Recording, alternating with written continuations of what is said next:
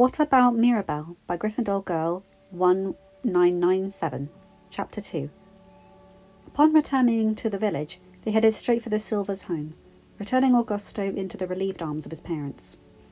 Mirabel was pulled into a tight hug in thanks from Augusto's parents, as well was Dolores, before their attention was diverted on making sure their youngest was all right.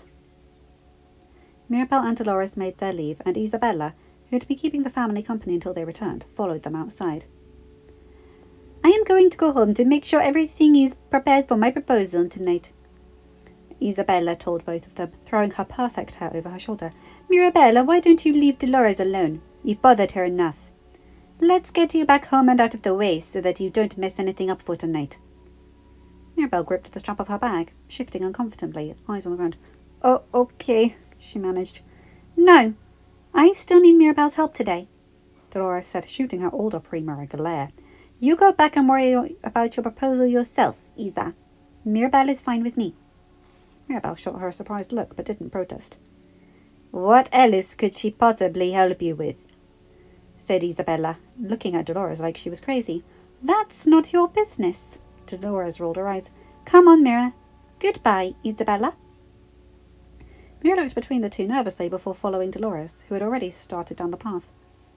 "You really stood up to Isabella for me?" she asked, her voice in awe. "What else are we doing?" Dolores raised an eyebrow. "What? You thought that conversation would cease to exist once we left the forest?" "Of course not, Prima. Let's go find your other hermana and see what she knows."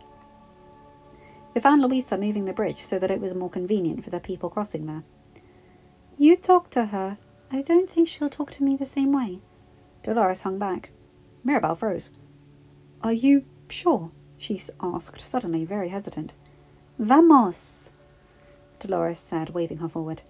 Dolores listened as Mirabel talked with Louisa, staying out of sight, but able to hear every word as Louisa opened up about her fear and how she felt weak when Mira saw the cracks in the wall the night before. Louisa quickly hurried off to do other things, and Mirabel returned to Dolores, her eyes wide and bright with adventure. "You don't seriously want to go into Bruno's tower?" Dolores hissed. "Are you mad? We need answers. And that's the best lead we've got so far." Mirabel was excited. Dolores had absolutely no idea to go into Bruno's room and find his vision cave, but she hadn't seen that light in Mirabel's eyes for a while.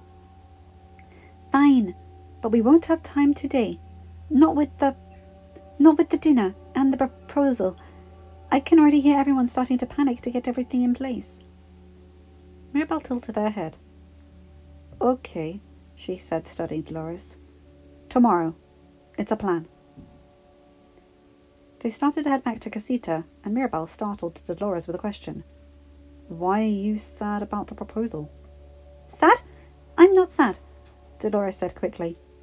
Too quickly. Mirabel's eyes narrowed. "Yes, and that denial really tells me that you're thrilled. Is it because you're growing up and you know you're next? Or are you going to miss Isa?" "I'm not sad!" she snapped again, and sighed when Mirabel flinched back, training her eyes on the ground. "I'm sorry, Mira," she muttered. You can't tell anyone what I'm about to tell you. Understand?" "Si," Mirabel nodded, looking back up at her with guarded eyes. "What is it?" I've had a crush on Mariano for forever," she murmured. "It's just hard to see him being set up with my cousin." "Oh, Dolores." Mirabel reached over and took Dolores' hand, giving it a comforting squeeze. "I am so sorry." Dolores shrugged. "Nothing can be done about it now." Back at Casita, they were pulled in different directions. Tia Ulieta asked for Mira's help in the kitchen, and Dolores' mother pulled her into the nursery for her help in gathering Antonio's things. At least, that's what she told her they were doing. "What's going on with Mirabel?" she asked immediately once the door was closed. "What?" Dolores asked, actually confused. No one else ever seemed to notice Mirabel, and they certainly never asked Dolores about her before. "Your Tia and I were discussing her earlier. Yesterday was difficult for your Prima, and then you decided today, of all days, to take her with you. Did you hear something?" "Am I not allowed to spend time with my prima? Is that strange? Dolores asked, and her heart sank at the look her mother was giving her. It was that strange. They had to do better. She had a rough night last night, Mama, Dolores admitted. We've talked about it. She's okay now. She's going to be spending more time with me. I don't want to break her teenage's trust in me by discussing specifics. Peppa regarded her daughter thoughtfully. All right, Mija. I am happy to see you taking your cousin under your wing. She patted Dolores on the cheek before they actually started working on moving the rest of Antonio's things to his new room. When they finally had everything ready for the evening, Dolores was distracted by a conversation between Isabella and Mirabel. I don't want you there tonight, Mirabel. I need tonight to go perfectly. So why don't you go up to the nursery and stay out of my way? Dolores came out of the nursery to the balcony and could literally see Mirabel curling in on herself. But you heard your sister, Mirabel. Dolores hadn't seen their abuela, but she could definitely hear her. She's asked you to give her space for the evening. Please respect that and go up to your room. We don't need another incident like last night. Dolores slipped to the side, out of sight, while Mirabel made her way dejectedly to the nursery. Could Mirabel be right? Would it be better for Mirabel if she wasn't surrounded by their toxic family? But no. Tia Julieta and Tia Augustina and both of Dolores' parents loved Mirabel. Luisa loves Mirabel. Antonio adores her, and while Camilo and her were not as close as they used to be, she had never heard him speak negatively towards her. It was just Abuela and Isabella that could be so cold and vicious to her. Dolores slipped into the nursery after Mirabel, climbing onto her bed with her. Dolores wrapped her arms around her prima, and Mira tried to push her away, but Dolores was insistent, holding her close. Mirabel finally broke down and cried in Dolores' arms until she fell asleep, her head on her lap. Dolores, I've been calling you. Her mother called in the doorway, a cloud thundering over her head. What's wrong? She asked, changing her attitude as she took in her Sabrina's tear-stained face. Dolores shook her head, fighting her own tears. Isa told her that she didn't want her at the engagement, she whispered, not wanting to wake her prima, and I don't want her to be alone.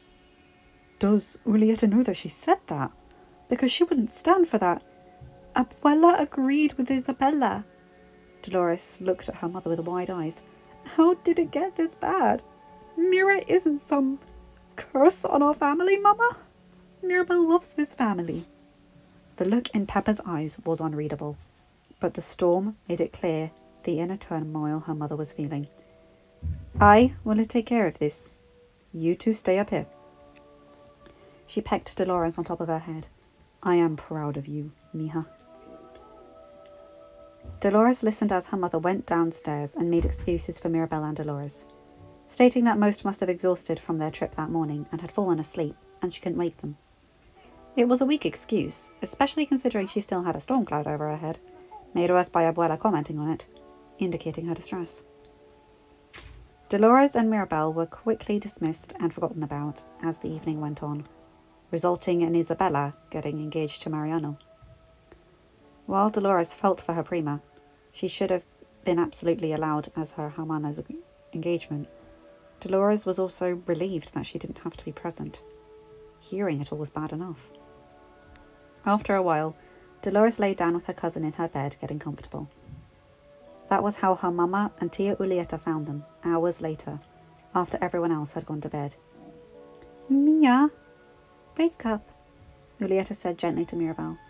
Mirabel squirmed and her eyes opened a fraction. Mama, what's wrong? She asked, sitting up and reaching for her glasses that Dolores had set to the side when she fell asleep. Why did you miss Isabella's engagement? Julieta's voice was gentle and soft. Mirabel glanced at Dolores, panic written across her face, but Dolores nodded encouragingly. Isa and Abuela didn't want me there. They didn't want me to be able to mess it up like I messed up Antonio's night. Peppa's storm thundered at that, and Mirabel flinched backwards. You didn't mess up Antonio's night, Sabrina. Antonio loves you. You've helped him more than you ever could have messed up his night. Julieta looked furious. I will deal with your sister and your abuela. It is unacceptable that they spoke to you that way, mija.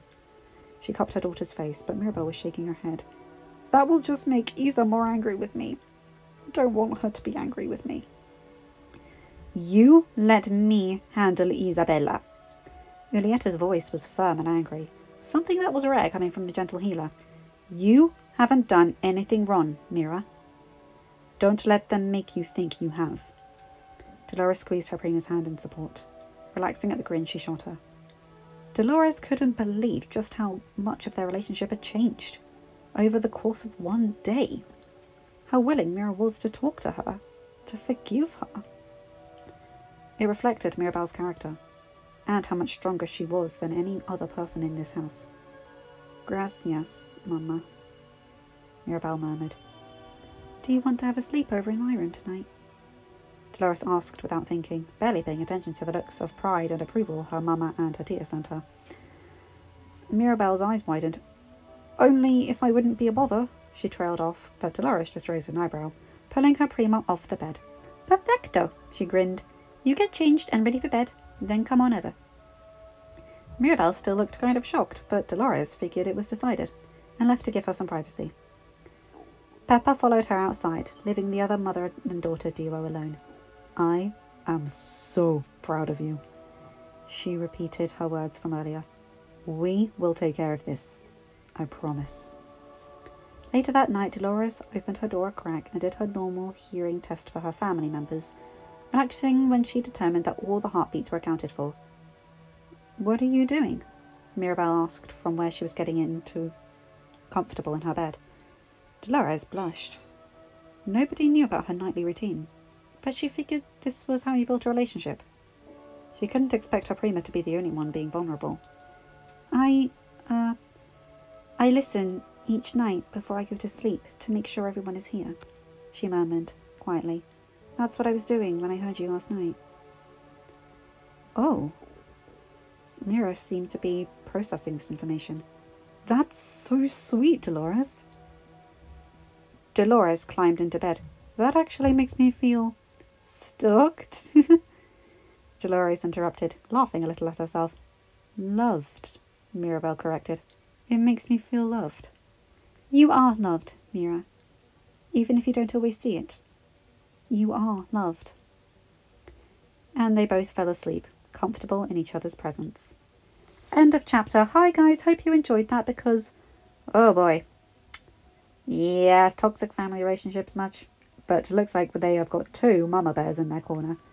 And I love the little bit with Papa being so conscious of Dolores' gift. It was mentioned in the first chapter as well. And I like their relationship in this. We don't actually see it in the movie, I don't think. But it's absolutely lovely. And, oh boy. Yeah, there's going to be a blowout next chapter. I can practically smell it coming. Anyway, you guys know the drill. Like, comment and subscribe and hit that bell to get notified whenever I upload a new video. Check out my other videos as well, please. Have a good day, night, or whatever time zone you're in. Bye, my guys, gals, and non-binary pals. I'll see you in another video. Bye!